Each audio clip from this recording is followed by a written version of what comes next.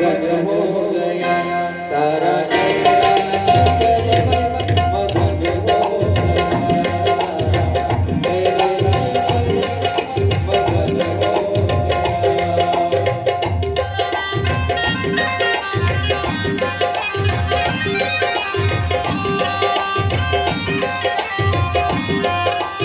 ऐसा डमरू बनाया भोलेनाथ ने ऐसा डमरू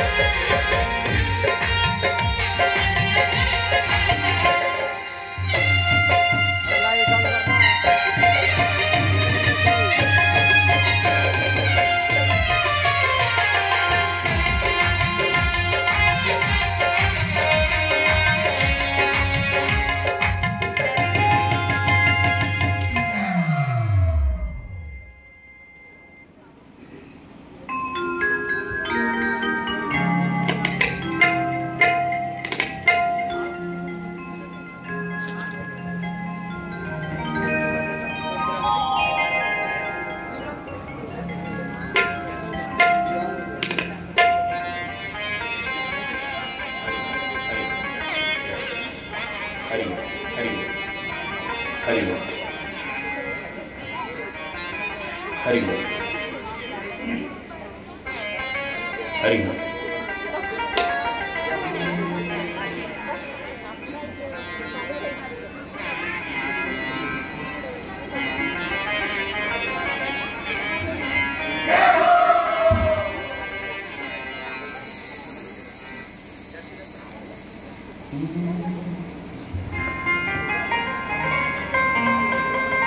रे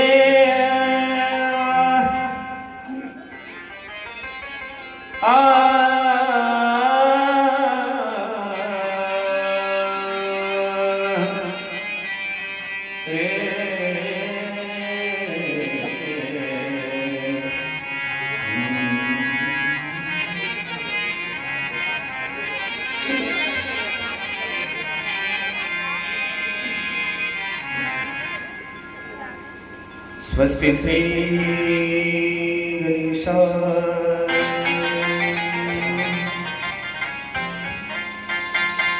स्वस्ति श्री सरस्वती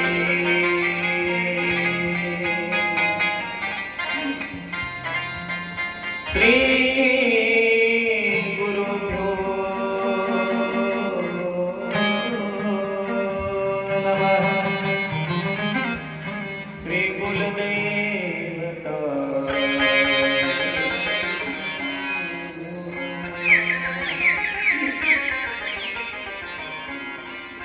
श्री ग्रामदेवता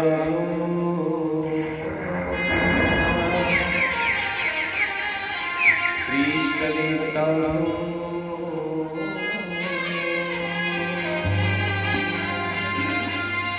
श्री आचार्य देवता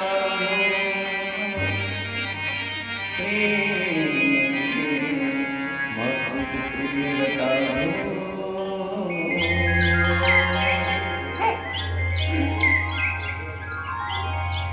हरिवक्रतुण्ड महाकाय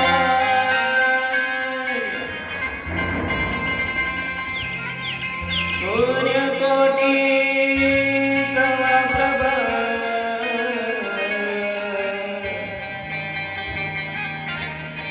निर्विघ्नं कुरु मे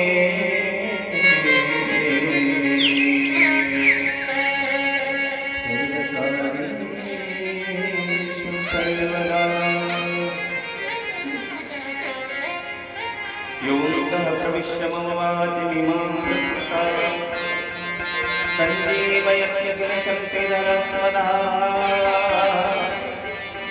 अन्नौश्च हस्तचरणश्रवणः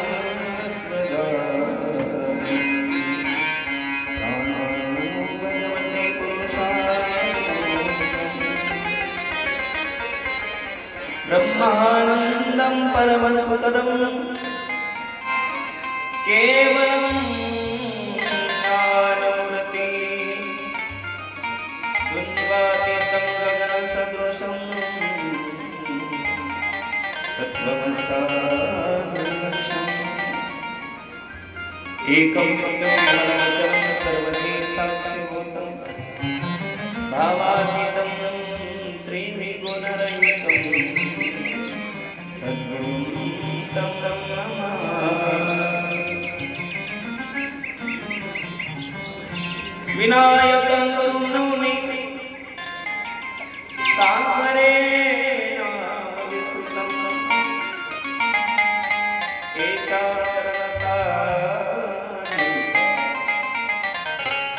शिवा भवन्ति सागरे वंशविख्यातं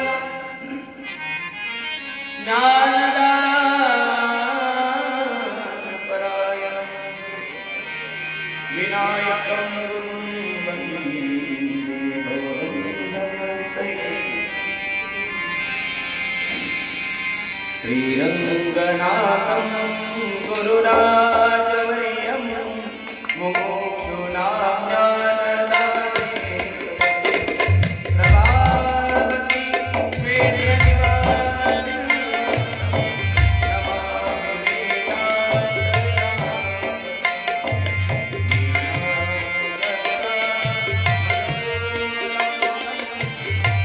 वेदान्तराम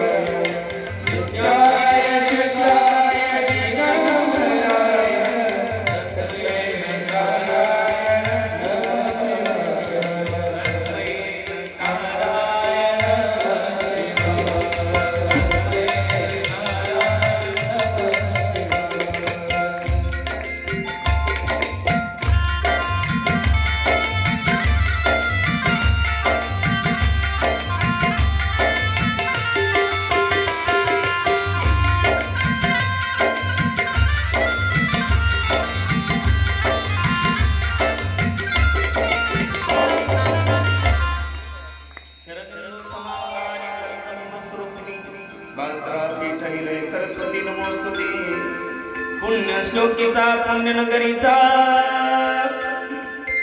मोती खरा शोभतो या संतगिरा शुभकरा स्वामी मनीषानंद महाराज मी वंदतो। आइए बड़े प्रेम से भोले बाबा जी का नाम लीजिए और कथा लीजिए। हरि ओम नमः शिवाय, हरि ओम नमः शिवाय, ओम नमः शिवाय, हरि ओम नमः शिवाय।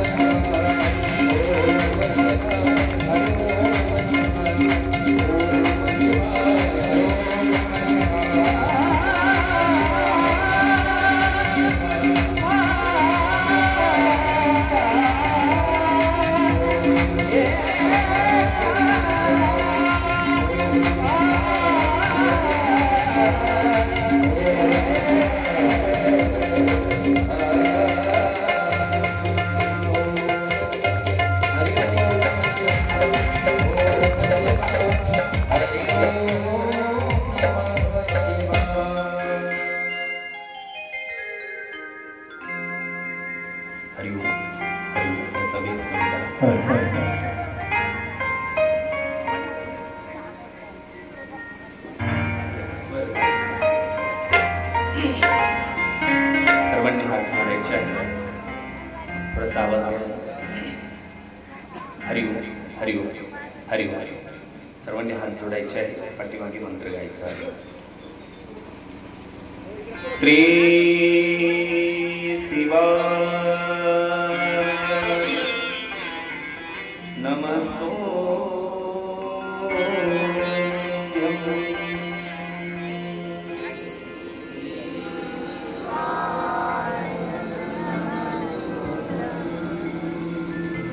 श्री शिवाय नमस्तुभ्यं. श्री शिवाय नमस्तुभ्यं. श्री शिवाय नमस्तुभ्यं. श्री शिवाय नमस्तुभ्यं. श्री शिवाय नमस्तुभ्यं. श्री शिवाय नमस्तुभ्यं. बोलिए भोलेनाथ भगवान जय. नमः पार्वती शिव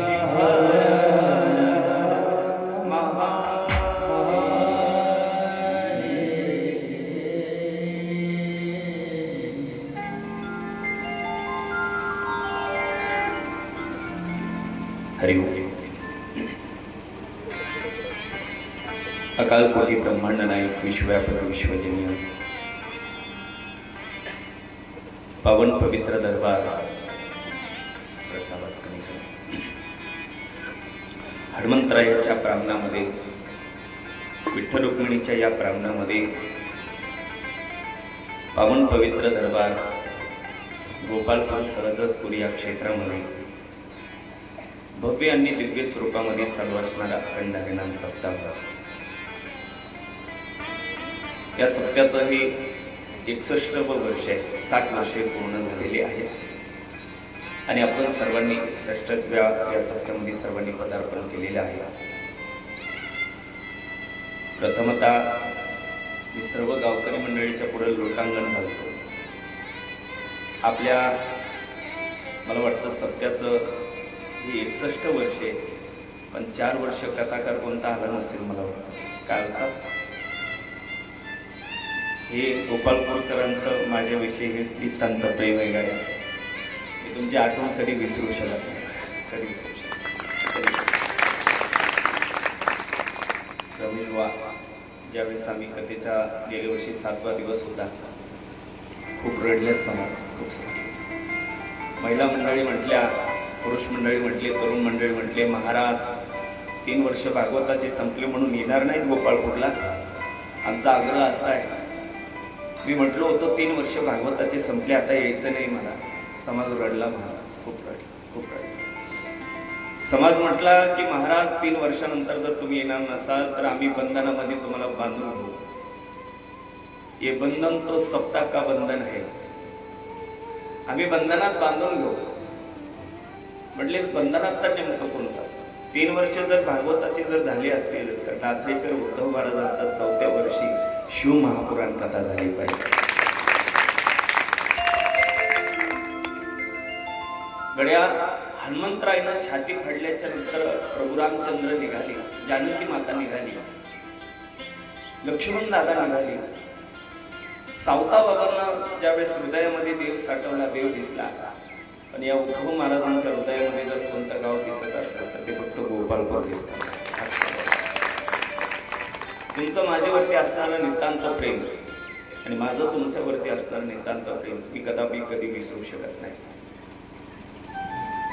काय परम कथा आहे गड्या, अशी कथा तुम्ही कधी आयुष्यात ऐकली नसेल.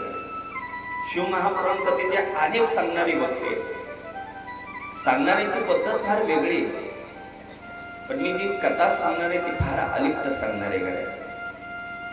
इतकी गोड कथा आहे, इतकी माधुर्य कथा आहे. जो व्यक्ती ही शिव महापुराण कथा श्रवण करतोय त्याच्या सर्व व्यथा दूर होत आहेत. त्याचा थोडासा आवाज कमी करा, या शिव महापुराण कथेचा विचार करत असताना मी प्रथमतः गावकरी मंडळींना मनापासून धन्यवाद देतो. प्रथम नमस्कार माझ्या भोलेबाबांच्या चरणावरती करतो. दुसरा नमस्कार माझा कृष्ण कन्हैयाच्या चरणावरती नमस्कार करतो. तिसरा नमस्कार ग्रामदैवत हनुमंतरायच्या चरणावरती नमस्कार करतो. विठ्ठल रुक्मिणी मातेच्या चरणावरती नमस्कार करतो.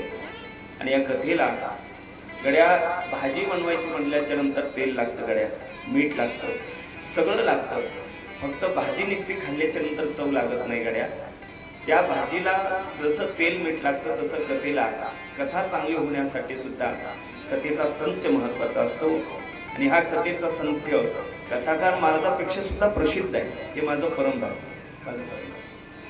तुमच्या मनाचं मोठेपण आहे, तुम्हाला लहान म्हणून घेत असाल पण तुम्ही फार मोठे आहात गड्या. तुम्ही स्वतःला लहान म्हणून घेता म्हणून तुम्ही मोठे आहात.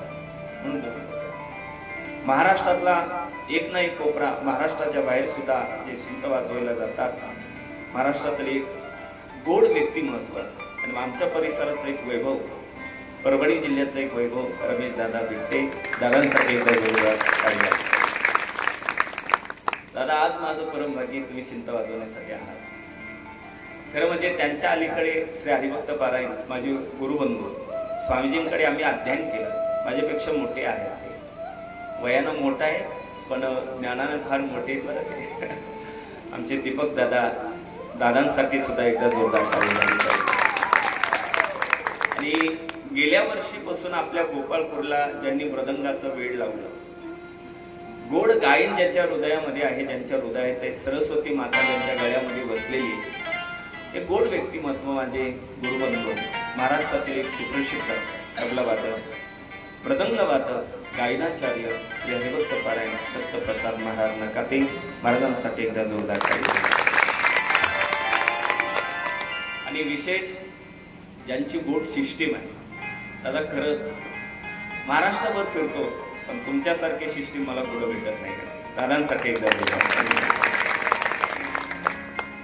आता 5वी टाळी वाजवायची, ती टाळी म्हणजे आमच्या सर्व भजनी मंडळ आणि तरुण मंडळीसाठी जोरदार. टाळकरी मंडळ सगळा सप्ताह आपल्या हातांना नाही चालत, यांची मदत लागते आपल्याला. एकदा यांच्यासाठी टाळी वाजवा. सोपं नसतं बघा दाजी. आता सप्ताह करून आपण मंडप टाकूया, पावत्या फाडूया, पण रांगोळ्या थोडंच आपल्याला काढता येतात, सडा आपल्याला थोडाच टाकावा लागतो. शेवटी लक्ष्मीच्या चरणावरती नमस्कार करावा लागतो ना. म्हणून मला असं म्हणायचं गड्या, आपण एकदा यांच्यासाठी जोरदार टाळी वाजवा. गोड कथा आहे गड्या, शिव महापुराण कथा हजारो कथा तुम्ही ऐकली असतील. सध्या आस्था चॅनल वरती सुद्धा हजारो कथा चालू आहेत. पण जी कथा मी सांगणार आहे तुम्हाला नाविन्य अशी कथा वाटणार आहे. थोडं कथा शिवमहापुराण कथा कोणी ऐकली पाहिजे, कशासाठी ऐकली पाहिजे, कशामुळे ऐकली पाहिजे याचा विचारच मी तुमच्या पुढे मांडणार आहे. शिवमहापुराण कथा ऐकणारा वक्ता कोण आहे, कथा श्रवण करणारा श्रोता कोण आहे याचा विचार कदा केला नाही पाहिजे. गड्या कथा ही माणसानं श्रवण केली पाहिजे. महाराज म्हणतात कथा अत्यंत मधुर आहे म्हणून ही कथा श्रवण केली पाहिजे. महाराज ही कथा तुम्ही श्रवण करायचं सांगता, पण या कथेचे काही नियम आहेत का? म्हणे हो आहेत ना या कथेचे नियम. या कथेचे सुद्धा नियम आपल्याला श्रवण करायचे. पण त्या अगोदर आपण कथेमध्ये प्रवेश करूया आणि या कथेचे सर्व नियम या ठिकाणी सांगूया. ओम नमः पार्वतीपते शिव हर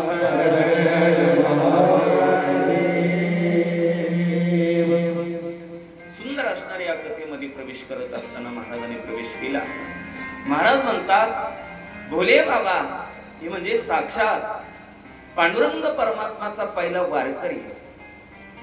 पंढरपूरचा जर पहिला वारकरी जर कोण असेल तर ते माझे भगवान शंकर आहे. भगवान शंकर पांडुरंग परमात्माच्या समोर सुरुवातीला जर तिरुसुळ डमरू घेऊन जर कोण गेला असेल तर माझे भोले बाबा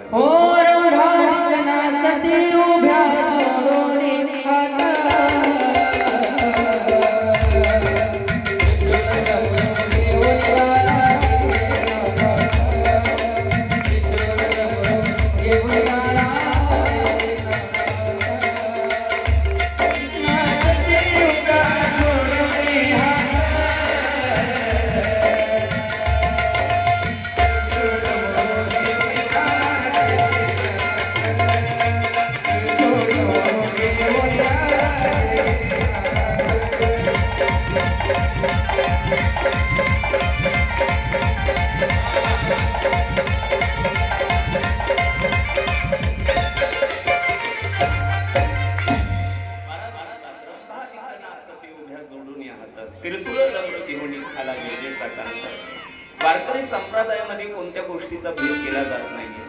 काय काय या जगामध्ये असे संप्रदाय, ते संप्रदाय म्हणतात तुळशीला पाणी घालू नका. जगामध्ये असे काही संप्रदाय ते म्हणतायत गड्या तुळशीला वंदन करू नका, एकादशी धरू नका. एका व्यक्तीच्या मुखातून अशी गोष्ट ऐकली. एका गावात कथा करू लागलो बघा. गोपाळपूर का ऐकतायत ना तुम्ही? झोपले नाही ना? लक्ष द्या, लक्ष द्या. एका गावामध्ये मी अशी कथा करत होतो आणि कथा करत असताना त्या कथेमध्ये सहजच कथा पूर्ण झाल्याच्या नंतर तुळशीचं महत्व मी सांगितलं. एक माऊली चालत चालत माझ्याकडे आली आणि सांगितले बाबा, बोला ना बाई, बाबा तुळशीला पाणी घालावं का? म्हटलं ताई तुम्ही भारतातल्या का पाकिस्तानातल्या? महाराज असं का विचारता हो तुम्ही मला? म्हटलं हो जे भारतातले असतात ते तुळशीला पाणी घालतात. पण बाबा मी एका ठिकाणी असं ऐकलंय की रविवाराच्या दिवशी तुळशीला पाणी घालू नये असं कोणी कोणी म्हणतात. मला हे चुकीचं आहे. कोणताही वार असेल, कोणताही दिवस असेल तर तुळशीला पाणी व्हायलाच पाहिजे. काही काही या जगामध्ये असे संप्रदाय आहेत, ते संप्रदाय म्हणतात एकादशी धरू नका. लक्षात ठेवा गाड्या, या जगामध्ये विश्वामध्ये वारकरी संप्रदाय सारखा श्रेष्ठ संप्रदाय विश्वास सुद्धा नाही आहे. विश्वास सर्वात श्रेष्ठ जर संप्रदाय कोणता असेल तर तो म्हणजे वारकरी संप्रदाय. वारकरी संप्रदायाने 18 पगड जाती एकत्र केल्या आणि या संप्रदायाची दोरी ओवण्याचा प्रयत्न या संप्रदायाने केला. पुष्पमाला समर्पित करण्याचा या ठिकाणी संप्रदायाने प्रयत्न केला. अरे सांगण्याचं तात्पर्य गड्या, म्हणून शिव महापुराण कथा ऐकली पाहिजे. ऐकली पाहिजे कथा कोणी ऐकली पाहिजे? महाराज म्हणतात पूर्ण जातीतील लोकांनी ही कथा ऐकली पाहिजे. पण कथेमध्ये प्रवेश करत असताना सुतजी महाराज शौनकांना ही शिव महापुराण कथा सांगत आहेत. शिव महापुराण कथा सांगत असताना सुतांचा आणि शौनकांचा संवाद आहे. सुतजी महाराज शौनकांना सांगतायत गड्या ऐका बाबा, आम्हाला कथा श्रवण करण्याची इच्छा आहे पण आम्ही मूढ आहोत, आम्ही मूर्ख आहोत, आम्ही अज्ञानी आहोत. कसं असतं गड्या, एखाद्याच्या पोटातलं जर काढायचं असेल गोपाळपूरकर तर माणसानं लहानपण घेतलं पाहिजे. मोठेपण घेऊन कधी त्याच्या पोटातलं ज्ञान कधी भेटत नसतं काय. आधी लहानपण घ्यावं लागतं, मग त्याच्यातली वस्तू आपल्याला मिळत असते. दृष्टांत देतो म्हणजे सिद्धांत पडतो. नवीनच लग्न झालं, सासूनं सांगितलं सुनबाई म्हणे काय शेजारणीकडे जा आणि आपल्याला थोडस ताक आण. तिनं पटकन तांब्या घेतला आणि शेजारणीकडे गेली. शेजारणीकडे जात असताना ताक घ्यायचा आहे, पण शेजारणीचं पोरग अंगणात खेळू लागलं. अंगणात असं खेळू लागलं. त्या अंगणात खेळत असताना त्याच्या अशा दोन्ही नाकातून जिलेब्या येत होत्या. आता सांगायची गरज नाही. असं घाण राहत होतं महाराज ते. असं तिथं त्यानं सो केली होती. राग आला महाराजीला. ए म्हणे किती घाण काढताय, अंगणामध्ये खेळतं म्हणे, कोणाचं काढताय? जिला ताक मागायचं तिचंच पोरग होतं, पण हे म्हणते किती घाण पोरग आहे. ए बाई कशासाठी आलीस तू? म्हणे अक्का थोडस सासूबाईने सांगितलं ताक मागायला आली मी, ताक मागायला तांबे घेऊन आली मी तुमच्याकडे. अगं तुला ताक पाहिजे का? म्हणे हो. मग ताकच मागायचं ना, पोराला काय नाव ठेवते? किती घाण लेकरू म्हणे, किती घाणीत पडलंय म्हणे, असं लेकरू असतं का? किती घाण लेकरू म्हणे, असा लेकरू असतो का? यावेळेस हे दृश्य म्हणत असताना सासूबाई इकडे सुनबाई पाहत होती. जिला ताक मागायचं ती बाई म्हणते गड्या माझ्या घरात ताक नाही, निघून जा. रिकामा तांब्या घेतला आणि चालत चालत सासूबाईकडे आली. ती म्हणते आत्याबाई म्हणे काय? अहो ताक आणायला गेलते पण तिनं ताक दिलं नाही. का दिलं नाही ग? म्हणे अंगणात पोरग खेळत होते, त्या पोराला मी बोलले ये इकडं तांब्या. पटकन तांब्या घेतला. बिचारीनं चालत चालत चालत चालत जाते आणि चालत गेल्याच्या नंतर सांगितलं अक्काबाई आवाज ऐकू येत नाही म्हणून तिथं पोरग खेळत होतं. तिनं पटकन पोरग तिचं उचललं आणि कडेला घेतलं, पदर घेतला आणि त्याचं अमृत काढलं. नाही कळालं?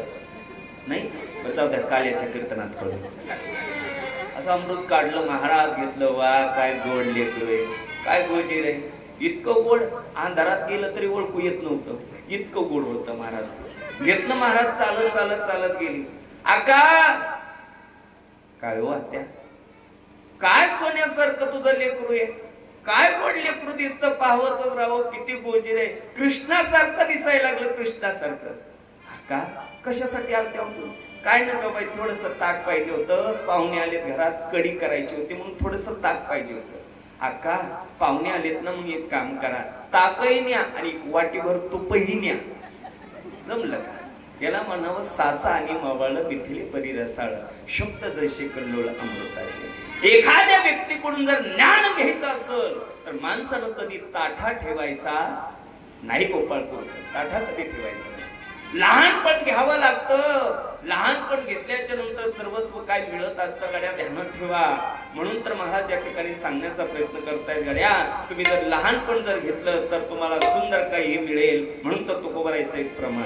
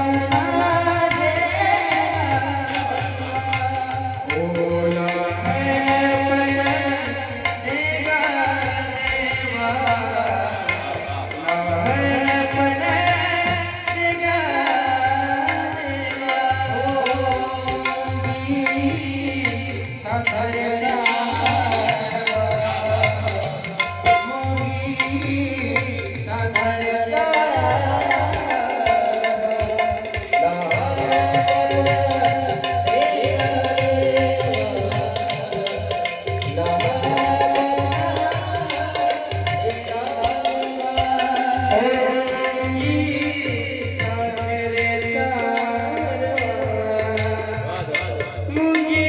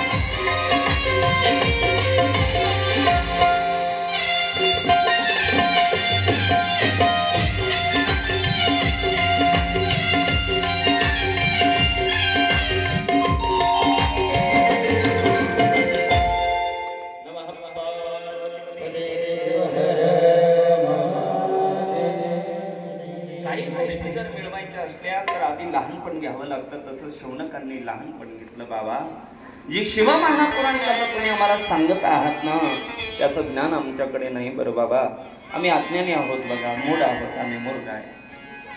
अज्ञान ध्वंत विध्वंस कोटी सूर्य समप्रभ स्वतःच्या कथा सारं मम कर्ण रसाय.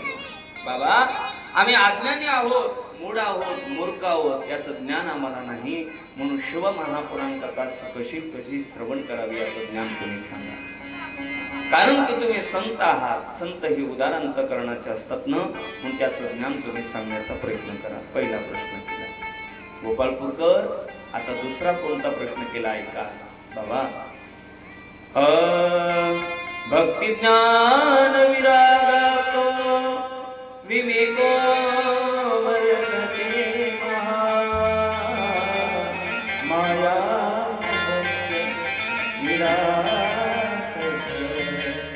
वैष्णवी. महाराज म्हणल्याकडे आम्हाला भक्तीही पाहिजे, आम्हाला ज्ञानही पाहिजे आणि आम्हाला वैराग्यही पाहिजे. बाबा, आम्हाला भक्तीही हवी आहे, ज्ञानही हवे आणि वैराग्यही हवे. कसं असतं बघा, काही काही वेळा माणसाला काही काही गोष्टी भेटतात, पण काही काही गोष्टीची कमतरता लाभत असते. म्हणून आम्हाला कोणत्या गोष्टीची कमतरता नको. शिवमहापुराण कथा श्रवण करत असताना हृदयात भक्ती हवी आहे. शिवमहापुराण कथा श्रवण करत असताना आम्हाला ज्ञानही हवंय बाबा. आणि शिवमहापुराण कथा श्रवण करत असताना आम्हाला वैराग्यही सुद्धा हवंय. या तीन गोष्टी आम्हाला हव्यात. काय करावं बाबा? पण या जगामध्ये विश्वामध्ये पाहत असताना आम्ही विचित्र लोक पाहिले. इह घोरे कलो प्रायो जीवशा. महाराज म्हणतात, या घोर कलियुगामध्ये माणसं आसुरी स्वभावाचे झाले. गोपाळपूरकर, आसुरी स्वभाव म्हणजे माहितीये का? या जगामध्ये विश्वामध्ये कोणाचं चांगलं झालं की बऱ्याच जणांच्या पोटात दुखायला सुरुवात होत. अरे रे, काहीच नव्हतं त्याच्याकडं, त्यानं गाडी घेतली, त्यानं 5 मजली बंगला बांधला, याचं पोट दुखत. ते कष्ट करत नाही, एखाद्या महाराजाकडे जातो, वैद्याकडे. वैद्य बोला, पाया पडू द्या. पाया काऊन पाया पडायला? अहो काय करावं, शेजाऱ्यानं 5 मजली बिल्डिंग बांधली, अहो मोठी गाडी घेतली त्यानं, लय मोठा श्रीमंत झालाय. मग एखादं लिंबू द्या, नारळ द्या, त्याच्या घरावर टाकतो. पुन्हा ते भिंतीवर आलं पाहिजे, पुन्हा ते पुडावर आलं पाहिजे. पुड माहिती का इकडं? पुड पुड हे मराठवाडी भाषेवर का आमच्या इकडचे. पुड म्हणजे ते तुम्हाला जर माहिती असेल तर ती तुरी असतात बघा. तुरीच्या जे तुरी काढल्याच्या नंतर त्या झाडायला जी वापरतात ना, आपण इकडे काय म्हणतो त्याला? तुराट्या. तुराट्या घास. तुमचं नामचं सारखंच आहे काय केलं का? आमच्या इकडं माणसं मेल्याच जाळतात, इकडं असं जण सारखं सारखं. काळजी करू नका. गोपाळपूरचा एक मी सदस्य झालोय, आता सगळं तुम्हाला पाठ आहे. माझं लक्ष, सगळी भाषा कळते बाबा तुमची आम्हाला. फक्त शिव महापुराण कथा सांगा. ऐका ऐका ऐका, गोड कथा. बरं, महाराज म्हटले गड्या, या जगामध्ये विश्वामध्ये माणसं फार आसुरी स्वभावाचे. वैद्यबाकडे जायचं, वैद्यबा म्हणे काय? अहो एखादं लिंबू द्या, नारळ द्या, त्याच्या घडावर टाकतो, ते भिकेला लागलं पाहिजे. लक्षात ठेवा सज्जनांना, आज तुम्ही वैद्याकडून लिंबू आणता, नारळ आणता, टाकताल त्याच्या घरावरती, त्याचं तात्पुरतं वाटोळ होईल, पण तुमच्या 7 पिढ्याचं वाटोळ झाल्याशिवाय राहणार नाही. आपण कोणावरती करणी बाधा करायची, कोणाला तरी दोष करायचा आणि त्याला दोष करून आपलं चांगलं करायचं. लक्षात ठेवा, ज्याच्यासाठी खड्डा बांधला, ज्याच्यासाठी खड्डा खाणला, आपल्यासाठी सुद्धा खड्डा तयार आहे, हे ध्यानात ठेवा. अरे साधं वाक्य आहे, आपण त्या दुसऱ्याला नाव ठेवत असताना बोट असं समोर करतोय. ध्यानात ठेवा, आपल्या हाताला 5 बोट आहेत, 5 बोटापैकी 1 बोट समोर करतोय. एक समोर बोट करत असताना आपण म्हणतोय, महाराज हात माणूस खराब आहे, हो खराब. खराब कोणाला म्हणतो? त्याला. 1 बोट त्याच्याकडे टाकतो, पण 3 बोट तुझ्याकडे. हे तुझ्या ध्यानात आहे का? ध्यानात आहे तुझ्या? नाही ना. म्हणून ध्यानात ठेवा गड्या, माणसानं दुसऱ्याला दोषी कधी ठेवायचं नाही. लक्षात ठेवा, चांगल्या मार्गाने माणसाने चाललं पाहिजे. आणि ध्यानात ठेवा, चांगल्या मार्गाने चालणाऱ्या माणसाच्या रस्त्यावरील फुलं होता येत नसेल तर माणसाने कधी होऊ नये. चांगल्या मार्गाने माणसाच्या रस्त्यावरील आपल्याला फुलं होता येत नसेल तर माणसानं होऊ नये. आणि चांगल्या मार्गाने चालणाऱ्या माणसाच्या रस्त्यावरील तुम्ही काटेहून कधी राहू नका. कधी राहू नका.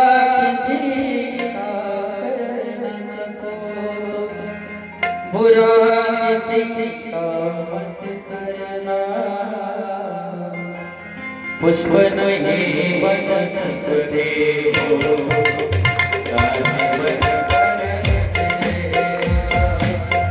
पुष्प नहीं बनसते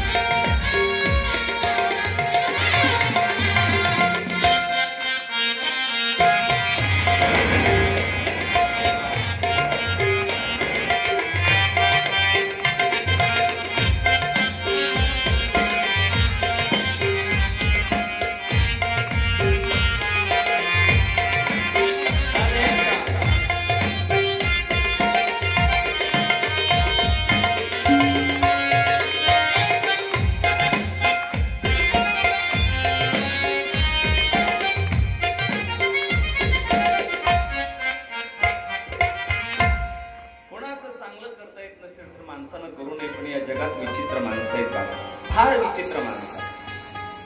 या जगामध्ये विश्वामध्ये माणसं स्वतःच्या दुःखापेक्षा दुसऱ्याच्या सुखानं जास्त दुःखी झाले. आपल्याला राहायला घर नाही याचं दुःख माणसाला वाटतच नाही हो गोपाळपूरकर. आपल्याला राहायला घर नाही याचं दुःख माणसाला वाटतच नाही. पण दुसऱ्यानं चांगलं घर का बांधलं याचं दुःख जगात माणसाला जास्त वाटतं. आपलं पोरगं व्यसन करतं, आपलं पोरगं वाईट वागतं याचं दुःख मायबापाला वाटत नाही. पण दुसऱ्याचं पोरगं चांगला अभ्यास करून नोकरीला का लागतं याचं दुःख जास्त वाटतं बघा. म्हणून तर महाराज म्हणतात इह गोरी कुलूप्राय जीवश्चाम सुरता. या घोर कलियुगामध्ये माणसं असुरी स्वभावाची झालीत बाबा. यांच्यापासून जर आम्हाला वाचायचं असेल तर काय करावं. महाराज म्हटले एकच काम करा, तुम्ही शिव महापुराण कथा ऐकली पाहिजे. बसलेल्या शौनकांनी पुन्हा प्रश्न केला की बाबा ती शिव महापुराण कथा आम्ही श्रवण करतो, एकदा आम्हाला तुमचीही स्तुती करायची. चिंतामणीर लोक सुखम सुरस्वर्ग संपदम प्रयच्छति गुरु प्रीतो वैकुंठम योगिर्लभम. चिंतामणी लौकिक सुख देऊ शकतो, कल्पवृक्ष स्वर्गाची प्राप्ती करून देऊ शकतो.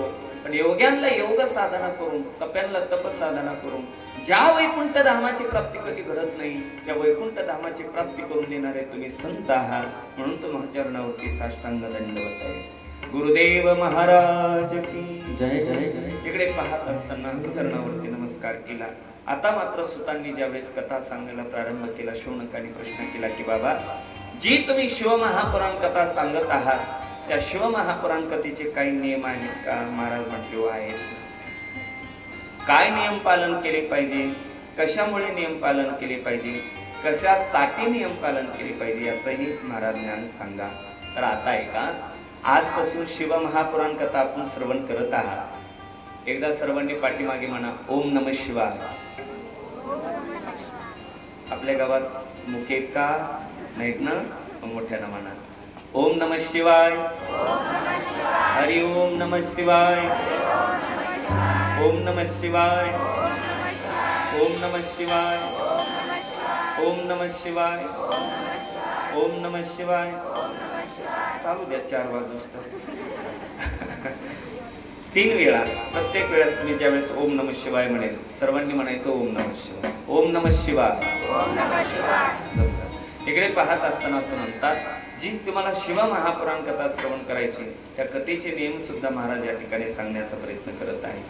केव्हा कथा ऐकली पाहिजे, कशासाठी कथा ऐकली पाहिजे, कशामुळे कथा ही श्रवण केली पाहिजे, याचे हे नियम आपल्याला या ठिकाणी श्रवण करण्याचा प्रयत्न करायचा आहे. महाराज म्हणतात, अत्यंत गोड मधुर असणाऱ्या या शिव महापुराण कथेचे नियम या ठिकाणी महाराज सांगतात. महाराज म्हणतात की गड्या ही कथा सर्वांनी ऐकली पाहिजे, सर्वांनी ऐकली पाहिजे. कोणत्याही जातीचा असेल, कोणत्याही वर्णाचा असेल, कोणत्याही धर्माचा असेल, 18 पगड जातीने सुद्धा शिव महापुराण कथा श्रवण केली पाहिजे. हे शिव महापुराण कथा सांगण्याचा प्रयत्न करत आहे. ऐका, ज्या दिवशी शिव महापुराण कथा चालू होणार आहे त्या दिवशी मात्र प्रत्येकानं पहाटे उठलं पाहिजे. पहाटे उठलं पाहिजे. सकाळी 9 वाजता ना. किती आनंद झाला महाराज. असे महाराज पाहिजे बाबा सकाळी 9 वाजता उठणं म्हणणारे. असं नाही बरं. पहाटे उठावं म्हणजे किती वाजता उठावं? कमीत कमी सूर्य उगवण्याच्या अगोदर तरी आपण उठलं पाहिजे. ओम नमः शिवाय सांगा असं. पहाटे उठलं पाहिजे म्हणजे तरी नेमकं काय केलं पाहिजे? ऐका सज्जनांनो, पहाटे उठावं म्हणजे कमीत कमी सूर्य उगवण्याच्या अगोदर तरी आपण उठलं पाहिजे. सूर्य उगवलाय आणि उगवल्याच्या नंतर सूर्य जर आपल्याला म्हणत असेल बाबा मी आलोय उठ, अशी म्हणण्याची वेळ येऊ नये. पहाटे उठलं पाहिजे. बर, महाराज पहिला नियम. दुसरा नियम काय आहे तर महाराज म्हणतात, पहाटे उठल्याच्या नंतर असं म्हणताय की आपण पहाटे उठल्या उठल्या शौच विधीला गेलं पाहिजे. जे भागवत कथेमध्ये मी मागे नियम सांगितले ते काही नियम शिव महापुराण कथेमध्ये आलेले. पहाटे उठल्याच्या नंतर पहिल्यांदा शौच विधीला गेलं पाहिजे. शौच विधीला आता तुमच्या सगळ्यांच्या लक्षात आलेले, आपण सगळेजण खेड्यामध्ये राहतात, शहरमध्ये राहतात, सर्वांना ज्ञात आहे. रमेश बाबा, एका गावामध्ये मी अशीच कथा करू लागलो. म्हटलं कथेचे नियम पालन केले पाहिजे. कथा झाली आणि इकडे पाहत असताना एक आजोबा माझ्याकडे आले, काठी टेकत टेकत मला म्हटले, बाबा. म्हटलं बोला ना. अहो सगळं नियम कळाले हो आम्हाला, मग पण ते शौच विधी काय भानगड आहे ते नाही कळाली. म्हटलं बाबा तुमच्यासाठी सांगू का? म्हणजे सांगा. अहो सकाळी दबकं घेऊन जाणं याला शौच विधी म्हणतात. सांगा असं कळालं असं होऊ नये बरं का आपलं. महाराज म्हणतात गाड्या शौच विधीला गेलं पाहिजे. आता ऐका, शौच विधीला गेलं पाहिजे हे सुद्धा शिव महापुराण कथेत लिहावं लागतं महाराज. अवघड आहे महाराज. ज्या माणसानं शौच विधी न करता आंघोळ केली तसाच जर शिव महापुराण कथा ऐकायला बसला तर त्याला शिव महापुराण कथेचं पुण्य लागणार नाही. शौच विधीला बरं, शौच विधीहून आल्याच्या नंतर स्वच्छ हात धुतले पाहिजे आणि 12 वेळा चूळ डाव्या हाताकडे टाकली पाहिजे. डाव्या हाताकडे 12 वेळा चूळ टाकली पाहिजे. 1 वेळा, 2 वेळा, 3 वेळा, 4 वेळा, 5, 6, 7, 8, 9, 10, 11 आणि 12 वेळा ही चूळ डाव्या हाताकडे पडलीच पाहिजे. बर, लघुशंकेला गेल्या 4 वेळा चूळ डाव्या हाताकडे टाकावी. मान्य.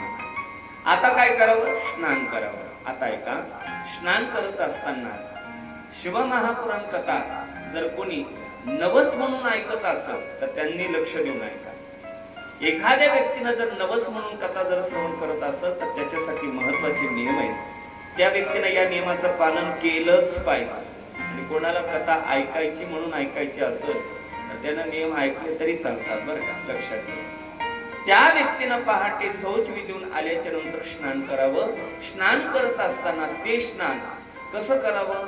महाराज म्हणतात, स्नान डोक्यावरती पाणी एकदा टाकावं. 3 तांबे डोक्यावरती टाकत असताना ओम नमः शिवाय, ओम नमः शिवाय आणि ओम नमः शिवाय 3 वेळा म्हणावं.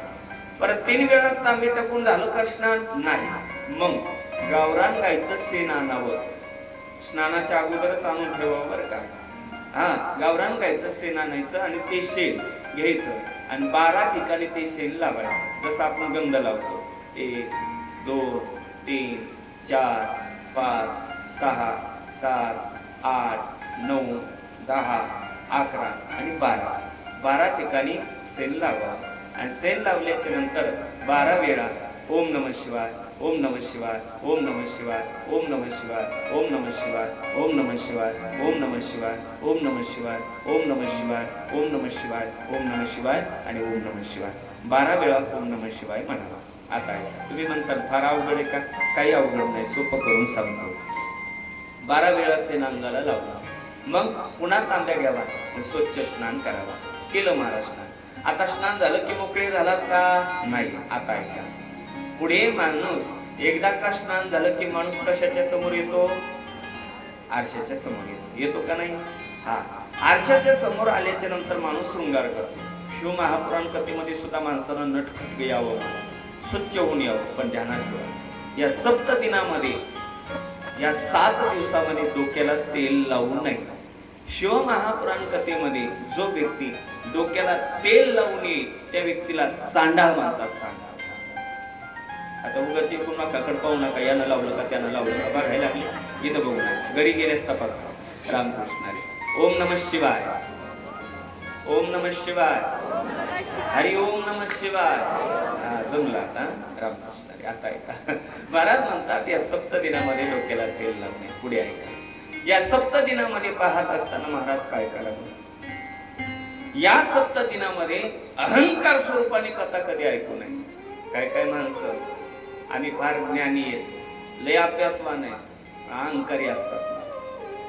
ध्यानात ठेवा, ज्याच्या हृदयात अहंकार नसतो ना, तो या जगातला खरा ज्ञानी असतो. खरा ज्ञानी असतो. जगाविषयी प्रेम आहे, खरा ज्ञानी. काही काही लोक कथा ताठपणे म्हणजे हृदयामध्ये माझ्याकडे खूपच ज्ञान आहे, ऐकायची म्हणून ऐकायची, अशी कथा ऐकू नये. स्वच्छ निर्मळ अंतकरणानं शिव महापुराण कथा ऐकली पाहिजे. ऐका, हे झाले तुमचे नियम. वक्त्याला सुद्धा नियम सांगितला. सांगणारा वक्ता कसा असावा? शिव महापुराण करणारा सांगणारा वक्ता दक्ष असावा, सुचिरभूत असावा, शांत असावा, कोणावरती रागवणारा नसावा.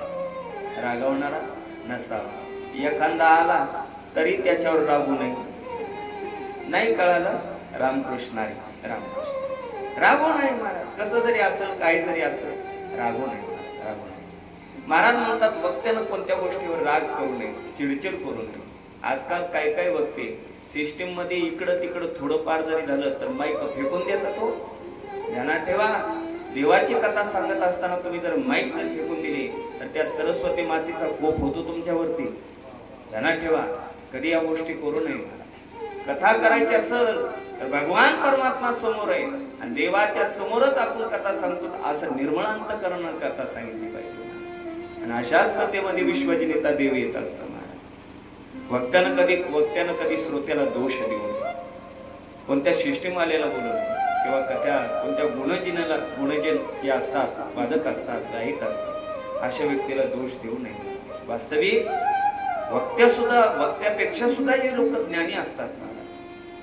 खूप ज्ञानी असतात, खूप ज्ञानी असतात. पण कधी कोणाला अहंकार स्वरूपाने ज्ञान दाखवू नये. अहंकार स्वरूपाने ज्ञान दाखवू नये. मनामध्ये कोणत्या गोष्टीची ईर्ष्या नसावी. महाराज वक्त्याच्या कथा सांगणारा वक्ता ही साधू वृत्तीचा असावा. साधू वृत्तीचा असावा. तो दयाळू असावा. आणि प्रवचन करताना, कथा करत असताना तो कुशल स्वरूपाने कथा सांगणारा असावा.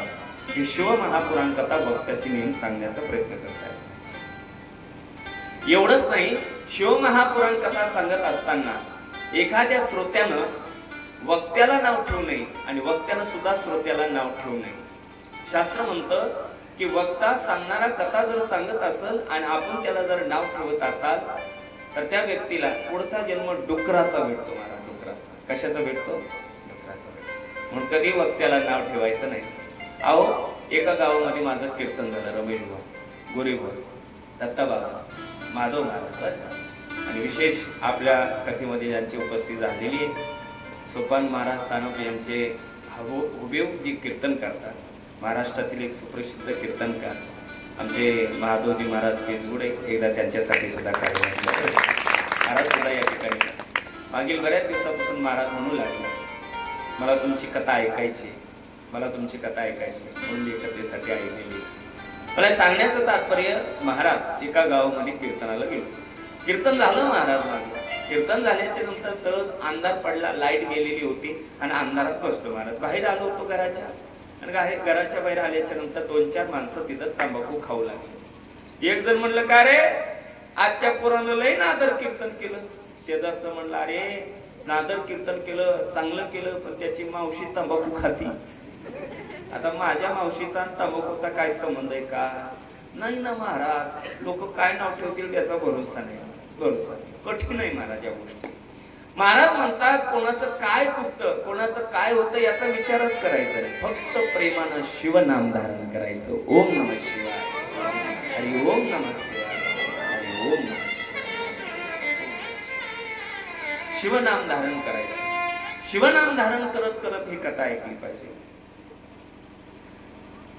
ज्याला शिव महापुराण कथा ऐकायची असेल तर त्या व्यक्तीनं घरात झोपूनही शिव महापुराण कथा ऐकू नये. काय काय माणसाला असं वाटतं की जाऊ द्या, पडल्या पडल्या घरात आवाज येतो, कशाला जायचं म्हणतात, नका जायचं, घरात पडल्या पडल्या कथा ऐकतात. या व्यक्तीला शिव महापुराण कथेचं पुण्य भेटत नाही. हा, अंधाळा असेल, पांगळा असेल, वृद्ध असेल, म्हातारा असेल, ठीक आहे बाबा, त्यांची गोष्ट साहजिक आहे. पण तुमचे हातपाय चांगले तरी कथा ऐकायला येत नसाल, घरात बसल्या बसल्या कथा ऐकत असाल तर त्या शिव महापुराण कथेचं पुण्य तुम्हाला भेटणार नाही महाराज. एवढंच नाही, या सप्त दिनामध्ये अनेक काही नियमाचे पुढे नियम सांगण्याचा महाराज प्रयत्न करतात. महाराज या सप्त दिनामध्ये डोक्याला तेल लावणे, मांडणे, परत काय करावं. आता मात्र तुम्ही काय करा, आता डोक्याला तेल लावलं नाही, मग देवपूजा करा. मावल्यांनो, मला असं वाटतं देवपूजेचं खातं हे तुमच्याकडे दिलेलं आहे पुरुष मंडळीनं, खरे का नाही? 80% खातं हे तुमच्याकडे. एखादा असं बाबा 1-2-4 जण बिचारी घरी गेल्याच्या नंतर देवपूजा करत असते. हा बाबा इथूनच सांगतो, बाबा माझा देवाचा 36चा आकडा, तू तुझी पूजा करून घे. आता तुम्ही देवपूजा करता का नाही मावल्यानो? देवपूजा इथं कोणी करत नाही. देवाची पूजा, देवाची पूजा करतो महाराज आम्ही. ध्यानात गोपाळपूरकर देवपूजा करत असताना देवाला स्नान घातलं. स्नान घातल्याच्या नंतर मी मागील 3 वर्षापासून सांगत येतो, हे 4थं वर्ष आहे, ध्यानात ठेवा.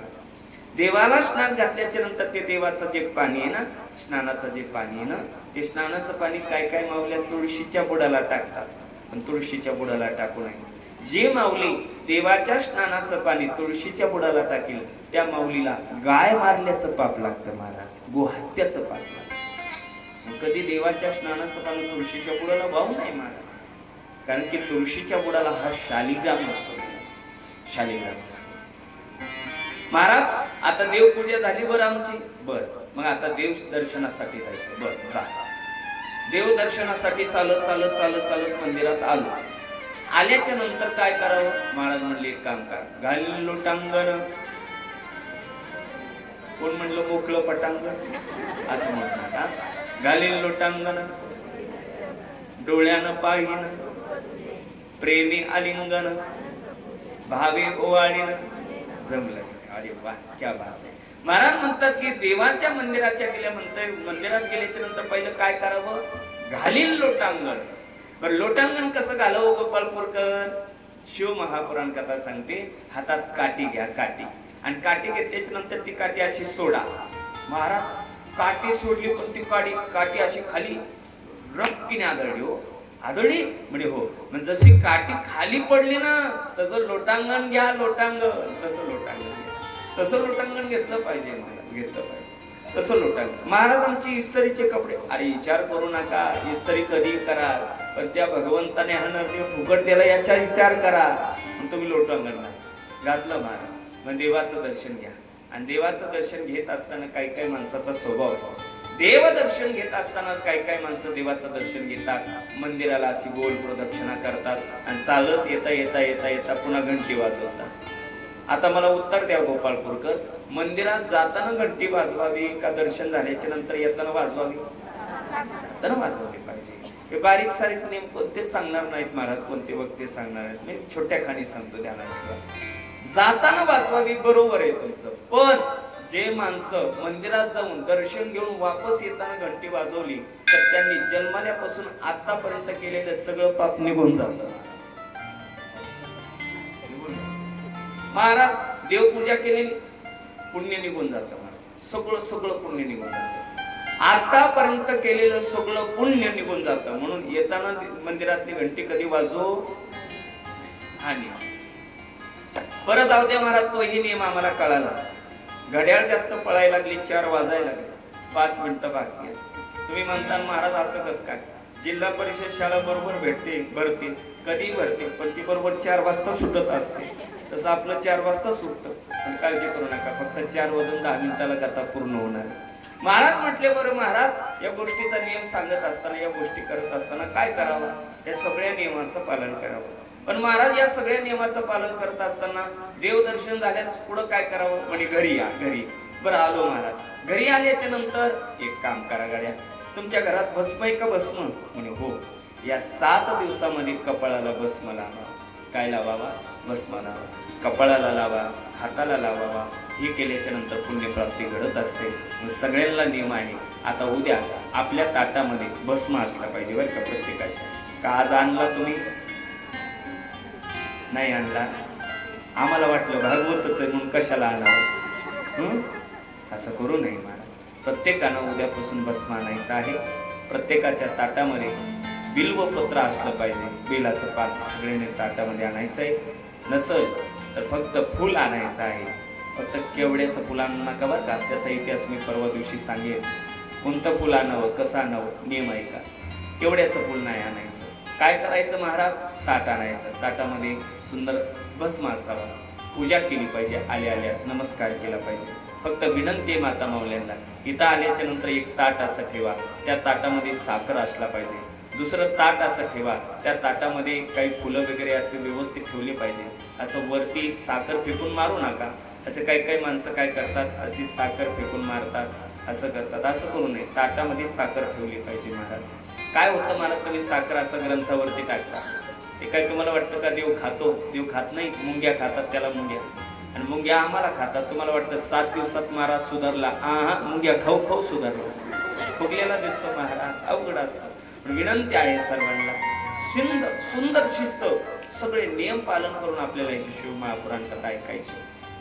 बरं महाराज पुढे काय करावं? महाराज म्हटले या 7 दिवसात कोणाला जर उपवास जर झाला, करणं झाला तर करावा, नाहीतर करू नये महाराज. राजे आमच्या पाठीमागं 12 महिने कथा असतात बरं का. 12 महिने कथा चालू असतात.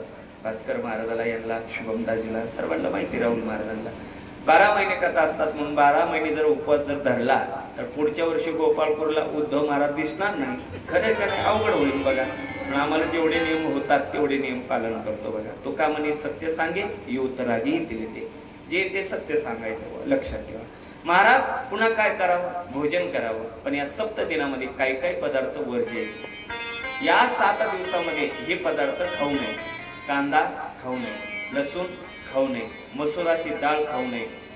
ज्या वनस्पतीला काटा आहे ती वनस्पती कधी खाऊ नये. पुढे ऐका. काय पदार्थ वर्ज्य आहेत म्हणजे काय करावं? महाराज म्हणले तेही नियम महाराज या ठिकाणी सांगण्याचा प्रयत्न करतात. या 7 दिनामध्ये मांसाहार कोणी करू नये. मला चांगलं माहिती गोपाळपूरमध्ये कोणी खात नाही, तरी सुद्धा मी परत सांगतो, कमीत कमी या 7 दिवसामध्ये तरी तुमच्या तोंडावरती ताबा ठेवा बाबा. एवढंच विनंती करतो. राग येऊ द्या माझा, पण क्षमा मागतो सर्वांची. पण या 7 दिनामध्ये मात्र या गोष्टी करू नये.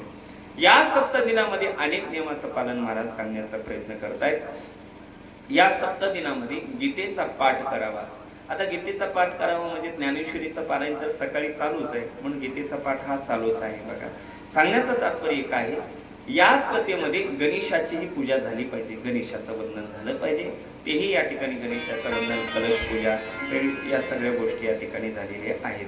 एवढंच नाही, कोणी जर दीक्षा घेतली नसेल, गुरुमंत्र घेतला नसेल तर जीवनामध्ये गुरुमंत्र घ्यावा, असं सुद्धा या ठिकाणी शिव महापुराण कथेमध्ये सांगण्याचा प्रयत्न करतायत. एवढंच नाही, महाराज म्हणतात या 7 दिनामध्ये 7 दिवसामध्ये ज्या वेळेस या कथेमध्ये ओम नमः शिवायचा जप चालू होईल त्यावेळेस आपल्या हाताने टाळी आणि मुखानं शिवनाम धारण केलंच पाहिजे बघा. पुढे आहे का, या 7 दिनामध्ये आपल्या घराच्या पुढे जर एखादा आतेती, ब्राह्मण, गोसावी कोणी जर आले, महात्मे जर आले तर त्यांचं पूजन करावं, त्यांच्या चरणावरती नमस्कार करावा, दान दक्षिणा हातावरती ठेवावे.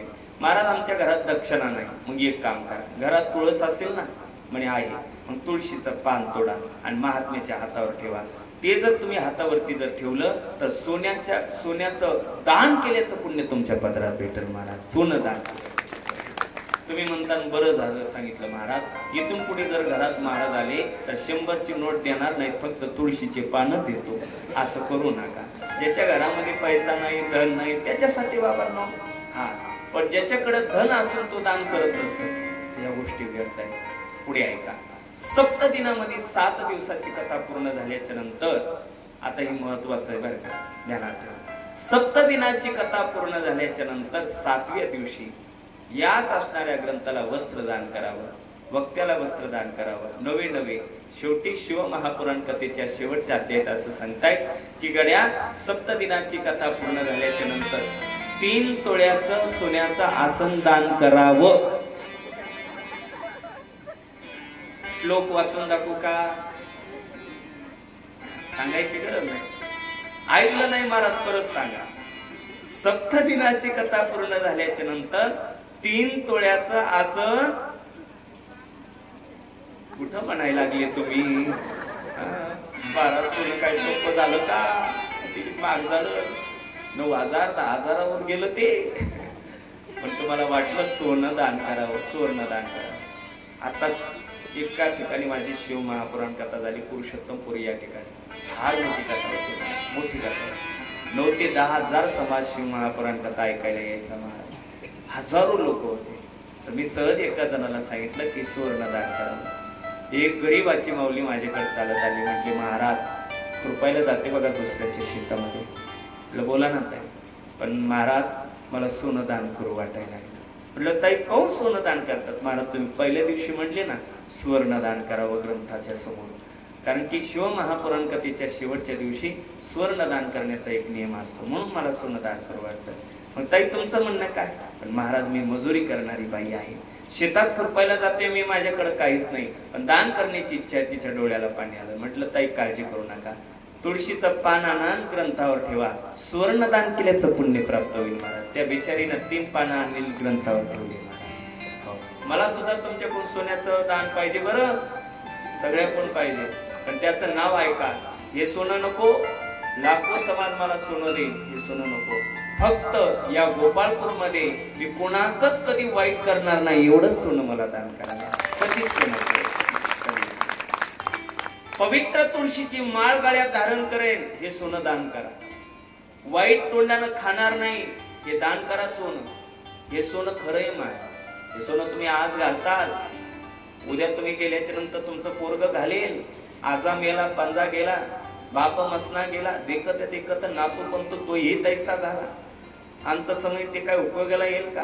पण खरं सोनं हे सर्वांना विनंती आहे, हे सोनं आपल्या जीवनामध्ये दान करावं ही विनंती आहे. शिवमहापुराण कथा श्रवण करत असताना महाराज या शिवमहापुराणाचं महत्व तुम्ही जर जे सांगत आहात तेच महात्म्य या ठिकाणी आम्हीही श्रवण करत आहोत. परंतु एखादी महान कथा असेल ना, ती कथा आम्हाला सुद्धा या ठिकाणी सांगण्याचा प्रयत्न करा. तीच कथा आपल्याला या ठिकाणी श्रवण करायची. एकदा हाताने टाळी आणि मुखाने नाम धारण करून पुढील कथा श्रवण करण्याचा प्रयत्न करू. भोले भोले गाओ मैं सदा, शिव जी मैं गाओ सदा. भोले भोले मैं गाओ सदा,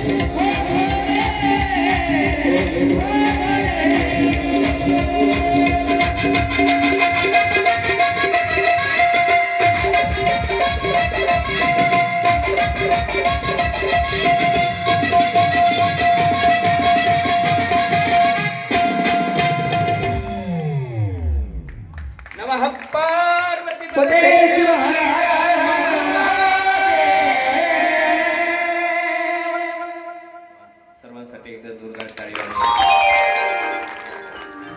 सुंदर इकडे पाहत असताना अत्यंत आनंद झाला. या आनंदाच्या भरामध्ये पाहत असताना असं म्हणतायत, शिवमहापुराण कथेमध्ये प्रवेश करत असताना असं महाराज म्हणतात, एक गोड कथा महाराज या ठिकाणी सांगतात आणि एवढी कथा सांगून आपल्याला पुढे जाण्याचा प्रयत्न करायचा.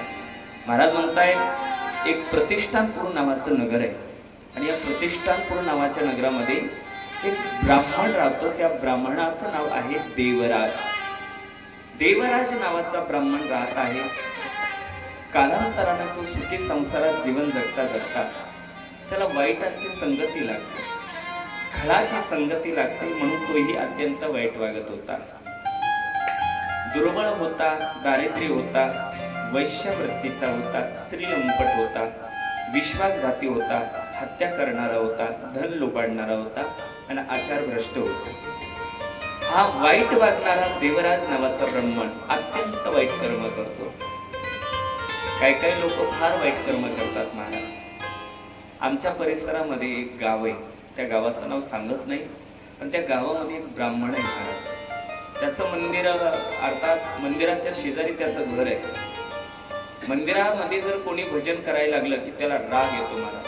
तो घरात पळत जातो, लसूण कांदे घेतो, भजनीवाल्याला मारून फेकून मारतो महाराज. दगड मारल्यासारखं आलू मारतो, कांदे मारतो, राग मारतो महाराज. हे सत्य घटना. परवा दिवशी त्या गावात कीर्तन करून आलो महाराज. गावात कीर्तन होतं म्हणून ते फोनवरती मोठ्यानं बोलू लागला, का महाराजाचं कीर्तन बंद पडावं. अशी विचित्र लोक, याही जगात अशी विचित्र लोक आहेत महाराज, फार घाण लोक आहेत. तुम्ही चांगले आहात म्हणून जग तुम्हाला चांगलं दिसतं महाराज. आता तुम्ही असं म्हणू नका महाराज वाईट आहेत म्हणून महाराजांना वाईट पाहिलं, असं नाही बरं का. पण विचित्र लोक आहेत, फार विचित्र लोक आहेत महाराज. अनुभव सांगतो, देवराज हा ब्राह्मण आहे पण अत्यंत वाईट वागतो महाराज, भयंकर वाईट कर्म करतो. वाईट कर्म करता करता त्याला अचानक वैराग्य आलं. त्याला वाटलं गड्या आपण किती किती जणांना वाईट वागलो, किती दोषी आहे. स्त्री लंपट आहोत, दुर्बळ आहोत, दारिद्र्य आहोत, वेश्यावृत्तीचे आहोत, स्त्री लंपट आहोत, विश्वासघाती आहोत, दुसऱ्याची हत्या करणारा, धन लुबाडणारा, आचार भ्रष्ट स्वरूपाचा मी किती वाईट आहे. कधी कधी वाईट करणाऱ्या लोकांना सुद्धा त्या गोष्टीचा पश्चाताप वाटतो महाराज. वाईट खाणाऱ्या लोकांना सुद्धा कधी कधी वैराग्य येतं महाराज, वैराग्य येतं. कित्येक लोकांना वैराग्य येतं महाराज. एखाद्या व्यक्तीनं जर आयुष्यभर मांसाहार केला आणि मांसाहार केल्याच्या नंतर त्याला वाटतं गळ्यात माळ घालावी, तसं देवराजाला वाटतं. एक बाबा रस्त्यानं चालत आले, ते म्हणले महाराज पाया पडू द्या. म्हटलं काय झालं? महाराज आज एकादशी आहे, मग मला माळ घालायची आहे. म्हटलं बाबा माळ का घालता? महाराज माळ घालतो त्याचं कारण दात पडले, दातात चावाय नाही म्हणून माळ घालायची. बघा विचित्र माणसं, विचित्र. असा हा देवराज. देवराजाला असं वाटलं गड्या आयुष्यभर वाईट कर्म केला, आता तरी चांगलं वागूया. तो प्रतिष्ठानपुरी नगरीवरून चालत निघाला. प्रतिष्ठानपुरी नावाची नगरी आतापर्यंत तुम्हाला माहिती नाही. प्रतिष्ठानपुरी नावाची नगरी म्हणजे आपल्या गावाच्या जवळ आहे. ते भागवतात अर्थात शिव महापुराण कथेमध्ये त्याचं नाव आलं. प्रतिष्ठानपुरी नावाची नगरी म्हणजे पैठण. पैठणला प्रतिष्ठानपुरी नावाची नगरी म्हणतायत. याच प्रतिष्ठानपुरी नावाचा असणारा तो ब्राह्मण होता, त्याचं नाव होतं देवराज. तो रस्त्यानं असं चालत चालत चालत निघाला. तो पश्चाताप करतो, अरे रे आपण किती वाईट वागलो, किती वाईट वागलो, किती वाईट वागलो. रस्त्यानं चालत चालत निघाला. चालत जाता जाता असं रस्त्यानं चालत जाता जाता तो असं पुढे चालतोय. चालता चालता दूर अंतरावरती गेला. भरपूर वन दिसत होते आणि त्या वनामध्ये तो जातोय. एक शिव मंदिर दिसतं. त्याला वाटलं शिव मंदिरात आराम करावा आणि पुढे जावं.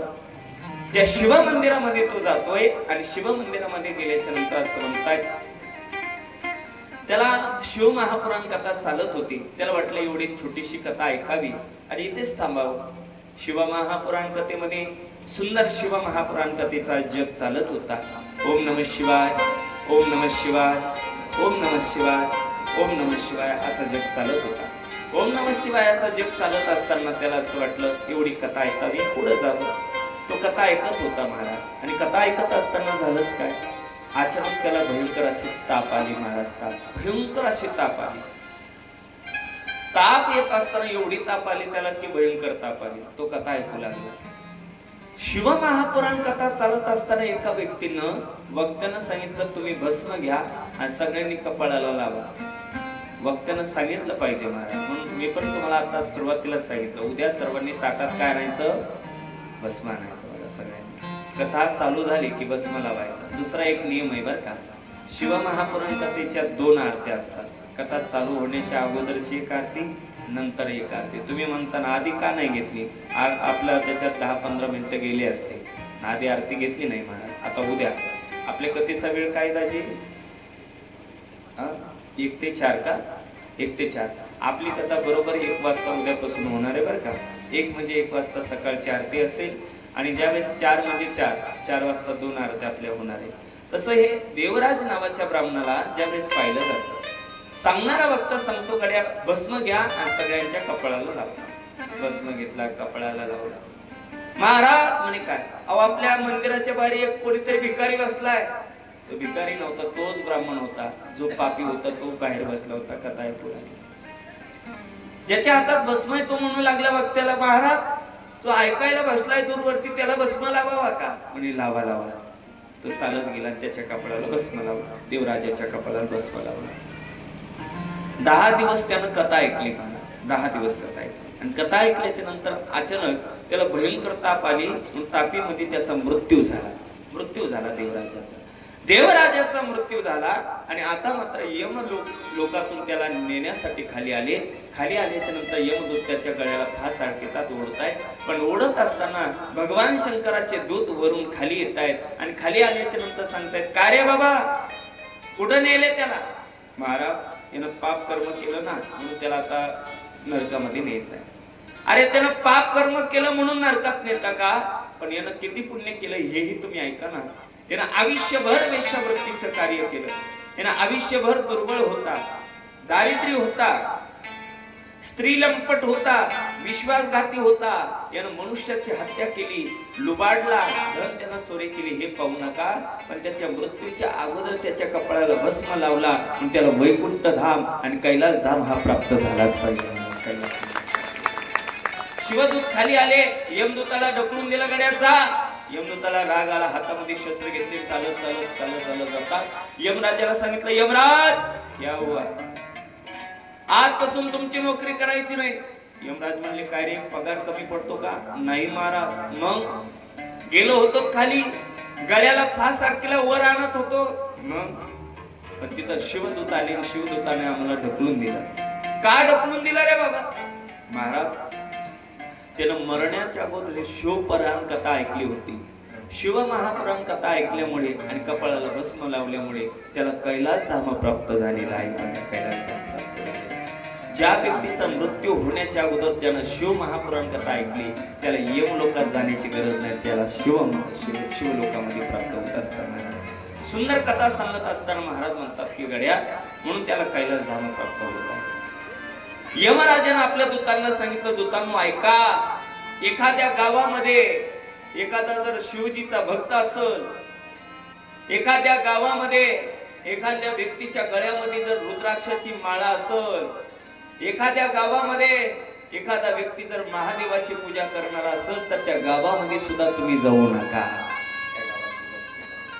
बघा, ज्याच्या गळ्यामध्ये सुंदर तुळशीची माळ आणि रुद्राक्षाची माळ असेल तर त्या गावात सुद्धा यमलोकातले यमदूत येत नसतात.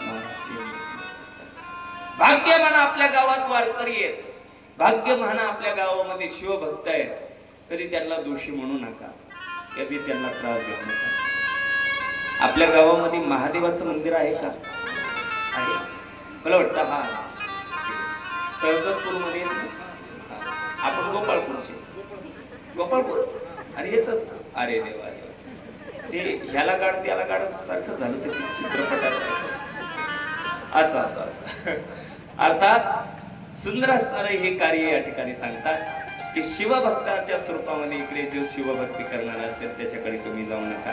असं सुंदर कथा महाराज या ठिकाणी सांगण्याचा प्रयत्न करतात. सुंदर अनेक कथेचा उल्लेख सुद्धा महाराजांनी या ठिकाणी केलेला आहे.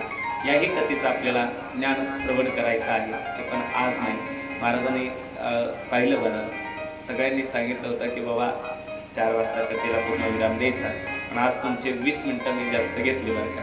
त्याच्यामुळं तुमच्या सगळ्यांची मी माफी मागतो, क्षमा मागतो. त्याचं कारण आज कथा बरोबर आपली 2 वाजता चालू झाली आणि 2 वाजता कथा चालू झाल्यामुळे 4, 4:15 म्हणजे जवळपास 2.5 तास कथा झाली आपली. त्यामुळे सर्वांची क्षमा मागतो. उद्या कथा 1 म्हणजे 1 वाजता प्रारंभ होणार आहे. पण आजची झालेली जी पूर्ण शिव महापुराण कथा ही माझी नसून माझ्या सद्गुरू माऊलींची, क्षत्रिय ब्रह्मनिष्ठ विदेशास्त्र संपन्न श्रीगुरु कृपाळू 1008 महामंडलेश्वर स्वामी मनीषानंदपुरीजी महाराज रूढी पाटी मानवत गुरुवर्य भाऊंची ही सेवा आहे. झालेली पूर्ण सेवा माझ्या सद्गुरू माऊलींच्या चरणावरती सेवा समर्पित करतो. सर्व महात्मे मंडळांच्या चरणावरती सेवा समर्पित करतो. आता माऊली असतील, पुरुष मंडळी, शिवभक्त तुम्हा सर्वांच्या चरणावरती सेवा समर्पित करतो. आणि विशेष आपल्या कथेचं लाईव्ह जे प्रेक्षण करत आहे, मला वाटतं विशाल भैया तुम्ही करत आहात ना. चॅनलचं नाव काय तुमच्या? वेदभूषण. काय गोड नाव ठेवलं, एकदा त्यांच्यासाठी टाळी वाजवा. वेदभूषण चॅनल आहे, सर्वांनी त्याचे सदस्य व्हा. त्याला काय म्हणतात ते बटन दाबा, सगळं कार्य करा, सबस्क्राईब व्हा आणि सदस्य व्हा एवढी विनंती मी या ठिकाणी करत आहे. सुंदर सर्वांनी कथा ऐकायला या. पण मी एकदा दवंडी देतो म्हणजे सगळ्यांच्या लक्षात येईल. कल मिलेंगे ठीक. आज जेवण केलं का सगळ्यांनी? आवाज येत नाही आपला मोठ्यानं. कल मिलेंगे ठीक. तुम्ही जोपर्यंत मोठ्यानं आवाज काढत नाही तोपर्यंत कथा काय सोडित नाही बाबा. मोठ्यानं एकदम मोठ्यानं असा आवाज आला पाहिजे. अरे आवाज अशी निकालो साला पाकिस्तानी हिल जाए. आवाज गोपाळपुरातून आला पाहिजे. अरे आवाज छत्रपती संभाजीनगरहून आला पाहिजे. कल मिलेंगे ठीक.